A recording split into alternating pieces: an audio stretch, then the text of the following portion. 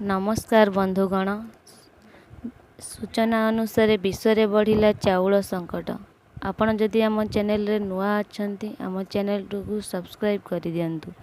विभिन्न देश रे देखा देइछि चाउलर अभाव। तेबे सूचना अनुसार धान उत्पादन करने पछरे भारत एक अग्रणी देश अटे। हेले वर्तमान भारत रे चाउल को नहीं एभली स्थिति काहेकि उपजुची बोली प्रश्न सृष्टि होइछि। तेबे अणबासमित चाउल रप्तानी बंद होइजिबो बोली मध्य खबर रहिछि। भारतर एपरि निष्पत्ति पाई विश्व पाई यह एक बड़ समस्या पलटि जाइछि। जेउ कारणरू आगामी समय रे समस्त देश रे चाउल दर वृद्धि पाइबारे लागिबो। एहा सह विदेश बजार रे मुद्रास्फीति मध्य बढ़िछि। पृथ्वीर सर्वाधिक चाउल रप्तानीकारी देश हेउछि भारत। तेबे मोट रप्तानीर 40% भारत अन्य देश माननकु जोगाई थाए। भारतरू आमदानी करिथांती 140 देश।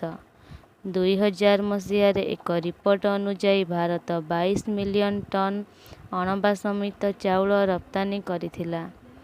थाईलैंड, वियतनाम, पाकिस्तान और यूएसए मिलित चाउल रप्तानी करा जाई थाए।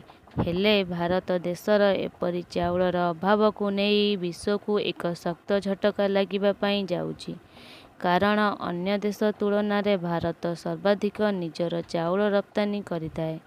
तेबे भारतर अधिकांश लोके मध्य भात को निजर श्रेष्ठ खाद्य रूपे खाइथांती। भारतर ओडिशा राज्य रे अधिकांश लोके भात ही तांकर प्रमुख खाद्य अटे। तेणु सेमानंक पाई मध्य राशन कार्ड रे चाउल सरकार तरफरु जोगाई दिया जाइताए। हेले जदि आगामी समय रे एही बळी भाबरे भारत रे चाउलर संकट जारी रहिबो तेबे राशन कार्ड रे मध्य खाउटी मानंकु चाउल मिलिबा बंद होइजिबो बोली चर्चा जोर धरिछि। तेबे चाउल प्रसंग को नहीं सरकार आगामी समय रे सरकार की पदक्षेप नेबे ताहा देखिबा अपेक्षा रे रहिला। तेबे एही बड़ी खबरर अपडेट लागी आम सह आगकू एही बड़ी जोड़ी होई रहिथांतु।